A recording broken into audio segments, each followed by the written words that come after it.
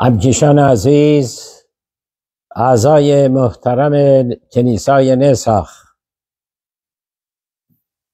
2 هفته از وقایع و فجایعی که در کشور اسرائیل، سرزمین اجدادی ما، کشوری که 2000 سال برای بازگشت به آن تفیلا خوندیم و بالاخره به آن بازگشتیم، آنچه در آن اتفاق افتاد به انسانیت یک چیز را تفهیم کرد، و آن اینکه مسئله فلسطین و فلسطینی ها و مخصوصاً اونهایی که به نام حماس معروفند، مسئله خواستن یک کشور نیست، یک مسئله مطرح برای اونها و هم فکرانشون، و آن کشتار و محو کردن ملت اسرائیل. مسئله سرزمین فقط نیست، فجایعی که اینها که از حیوان پست‌ترند. حیوانات وقتی که 2 شیر با هم می جنگن، یکی وقتی ببینه دیگری ضعیفه و پس میره کاریش نداره. چطور ممکنه زن، بچه، کودک؟ کاش دنیای پر از متاسفانه بایستی بگم دشمنی نسبت به ملت اسرائیل این فجایع رو میدید و باور میکرد و میدید حق با کیست. چطور ممکنه دست کودکی را از پشت ببندن، روش نفت بریزن و او را بسوزونن؟ نازی ها هم این کار را نکردن، 1 2 تا نه. بنابراین آنچه که من و خیلی بزرگتر از من به نتیجه رسیدن این است که ما ملتی هستیم متاسفانه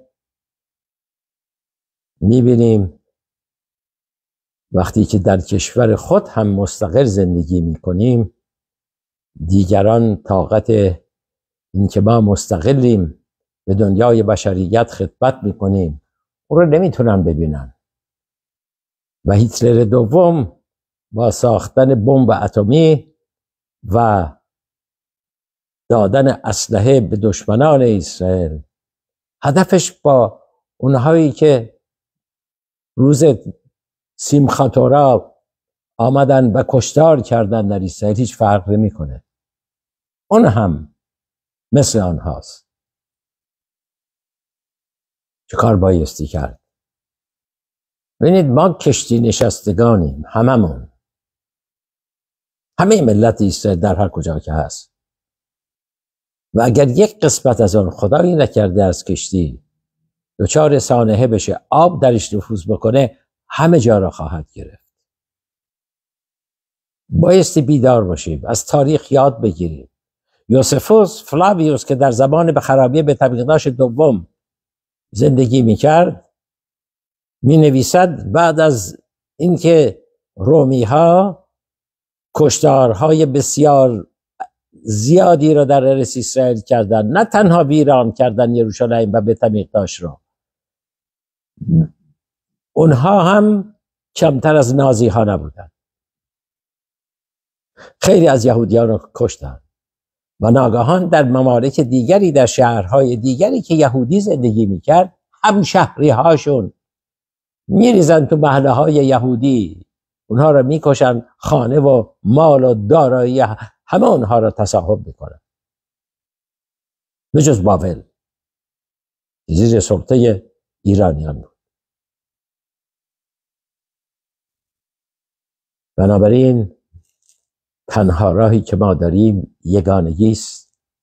تنها راهی که داریم کمک به یکدیگر، مخصوصا کمک به، الان توجه داشته باشید 300,000 نفر در میدانهای جنگ هست. این 300,000 نفر سرباز 24 ساعته نیستن. اینا همشون کار دارن، شغل دارن. تمام اقتصاد اسرائیل الان خوابیده. حتی کسانی که در تکنولوژی هستن. من امروز چیزی دیدم که باعث افتخار تمام زیر روی این غزه رو اینها با تکنیک هایی که دارن میدونن، هر وجبش رو میشناسن، نشستن و سعی میکنن ببینن گروگان ها کجا هستن. فقط از طریق تکنولوژی همه بیکار شدن و اقتصاد در این مواقع اگر جنگ هم طول بکشه چه خواهد شد؟ مردم چطور زندگی بکنن؟ اون خشم اسرائیل از لحاظ اقتصادی قوی بود و شاید این حسادت هم خیلی کارها کرده. تا به حال کشورهای اروپایی تازه فهمیدن که مسئله‌ای که خودشون خواهند داشت با حماس هایی که در درونشون زندگی میکنن همین خواهد بود یک روزی. به خاطر اینه که با اسرائیل همکاری میکنن، همدردی میکنن. ما چه کار میتونیم بکنیم؟ جامعه ما چه کار میتونه بکنه؟ بی تفاوت نباشیم. دو کار. یک، هر کس در حد توانایی خودش به هر سازمانی درستی که تمام این کمک های مالی رو برای IDF، برای حدسلا، برای هر چی که هست در اسرائیل بایستی کمک بکنیم. توقع ما از دوستانی که و از کسانی که باروخ هاشم در جامعه ما در طول این 40 سال به اوج موفقیت های مالی رسیدند، قابل باور هم نیست. گذشت بکنید از 100 تا اگر 5 تاش کم بشه 95 میلیون هیچ فرقی به حال هیچ کس نخواهد کرد. بعضیا حرف از میلیارد میزنن، من نمیدونم، خبر ندارم، ولی وظیفه‌شون الان اینه گذشت برای آینده خود، برای آینده فرزندانشون.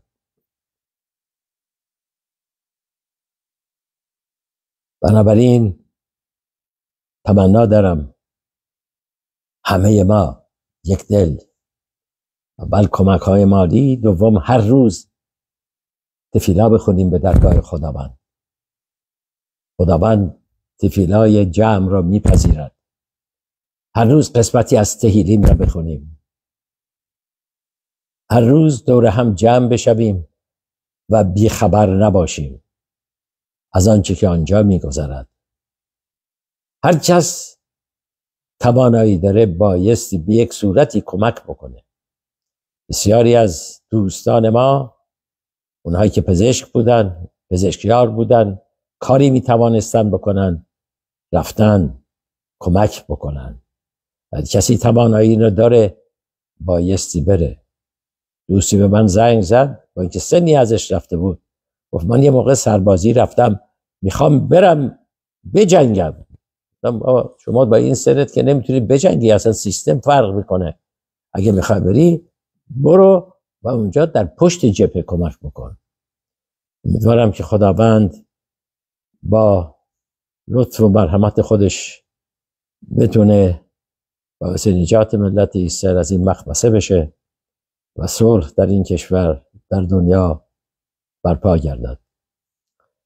یک مطلب خلاصه‌ای هم از پاراشایی که این هفته میخونیم، پاراشات نوح، خدمتتون عرض میکنم. بشریت متاسفانه بعد از خلقت آدم اول میبینیم اولین گناه و پسرفت بشر قتل نفسه. قبل از قتل نفس سرپیچی از امر خداونده. نتیجه سرپیچی از دنیای کمال مطلوبی که درش زندگی میکنه رانده میشود. بایستی خودش سازنده بشه، بایستی جامعه بسازه، ولی متاسفانه به جای ساختن، به جای اینکه از تجربه گذشته پند بگیره و اشتباهات گذشته رو انجام نده، میبینیم و تیمال هارز خماس و تیشخت کل هارز، یعنی فساد اخلاقی، فساد از همه نوع در اجتماع انسانی چنان رواج پیدا میکنه که خداوند تصمیم میگیره این نسل رو از میان بردارد و یک نسل دیگری رو از انسان‌های صادق و پارسا به وجود بیاره. آنچه که اتفاق افتاد که خداوند شخصی رو انتخاب میکنه به نام نوح.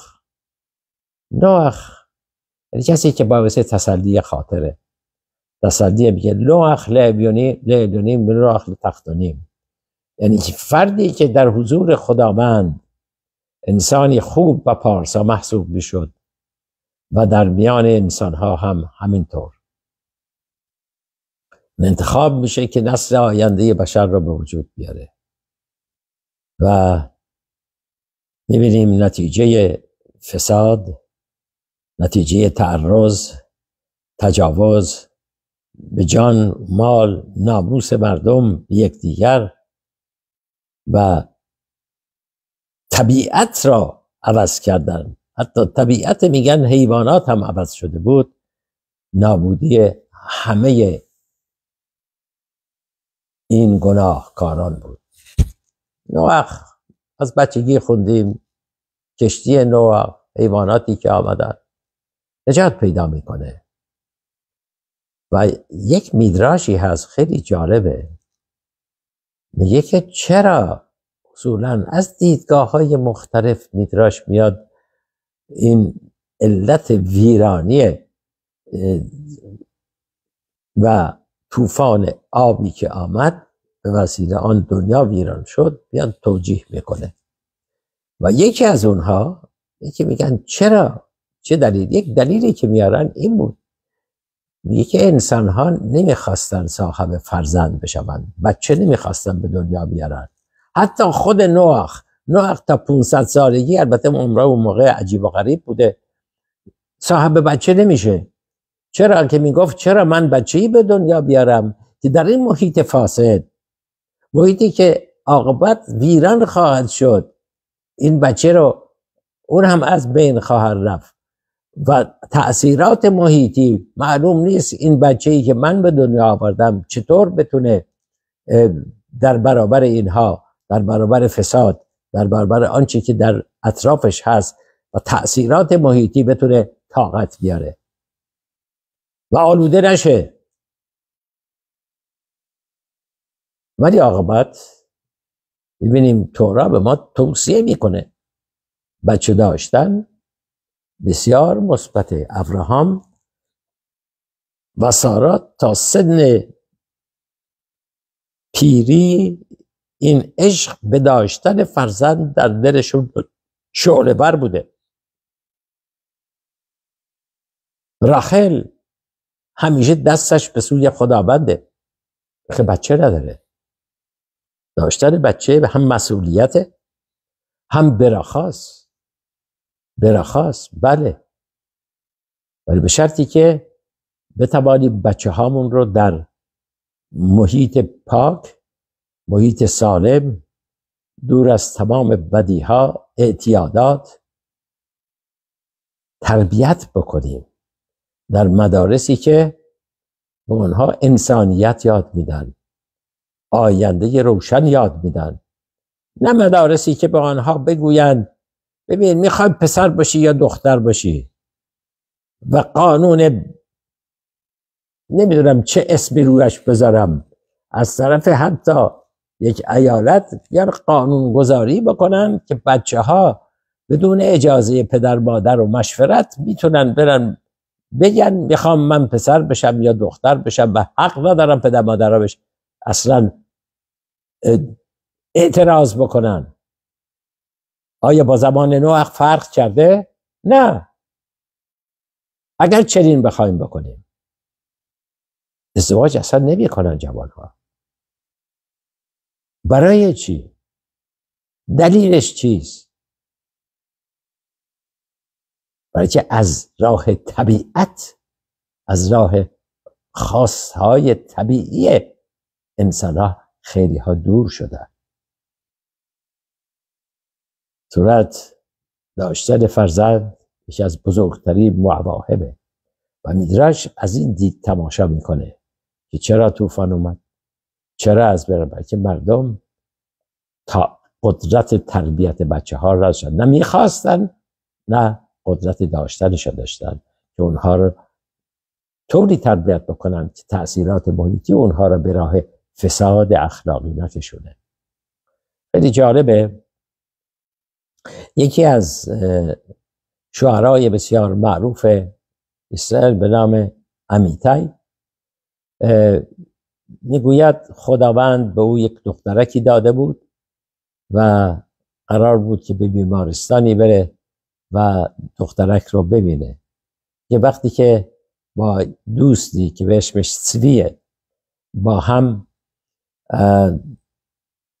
به بیمارستان رسیدن، دیدن بالای بیمارستان نوشته امروز هیچ کس در این بیمارستان وفات نیافته، بنابراین کهنیم میتونن وارد بیمارستان بشوند. خیلی جالبه در اسرائیل تو بیمارستان ها، چون هر بیمارستانی بی وقت نباشه کسی فوت میکنه، تو اون جایی که شخص فوت کرده کهنیم حق ندارن وارد اون بشن. ولی میگه خیلی خوشحال شدم از اینکه دیدم در این بالا نوشته کهنیم میتونن، بس خودش هم کهن بوده امیتای. میگه رفتم در بین راه که با هم به طرف بیمارستان میرفتیم، دوستان به من گفت ببین درختای کاج دو طرف، درختایی که پیر شدن و برگهاشون بیشتر، درخت کاجی که بیشتر اون برگهاش ریخته شده، وقتی که پیرن مثل که بیشتر میوه میدن، وقتی میوه های کاج دو درختای پیر و برگ ریخته بیشتر بود. امیتای به عنوان یک شاعر به اون میگوید ببین من میدونم تو در قسمت های رشته های فنی هستی ولی ناگهان شعر گفتی، این حرفی رو که زدی. و اونم جواب میده میگه که ببین تو یه انسان رویایی هستی ولی یک دختر درست کردی، همه چیز رو براش آماده کردی، بتونی اون رو تربیتش بکنی، یک انسان خوب از اون به بار بیاری. امیتای خیلی جالبه، شعری میگوید که من این شعر رو از زبان عبری به فارسی ترجمه کردم و این رو خدمتتون عرض میکنم. میگه بچه در روز بارانی فصل بهار چیز دیگری میباشد، همانند نظرافکن از پشت حصار به بهشت است. بچه رو یعنی تشبیه میکنه به بهشت. او را در خواب بوسیدن همانند شنیدن قدمها روی برگهای مرطوب درخت کاج. یک بچه تو را از مرگ نجات میدهد. منظورش اینه که انسان بعد از 120 سالگی آن چیزی که زنده است در وجود بچهشه. یک بچه تو را از مرگ نجات میدهد. بچه، باران، باغ و سرنوشت. بدارم سرنوشت همه ما به خوبی رقم زده بشه و صلح پایدار در ارث اسرائیل در همه دنیا برقرار بشه و این حیوانات هر چه زودتر از صحنه تاریخ محو شوند. آمین. شبات شالوم.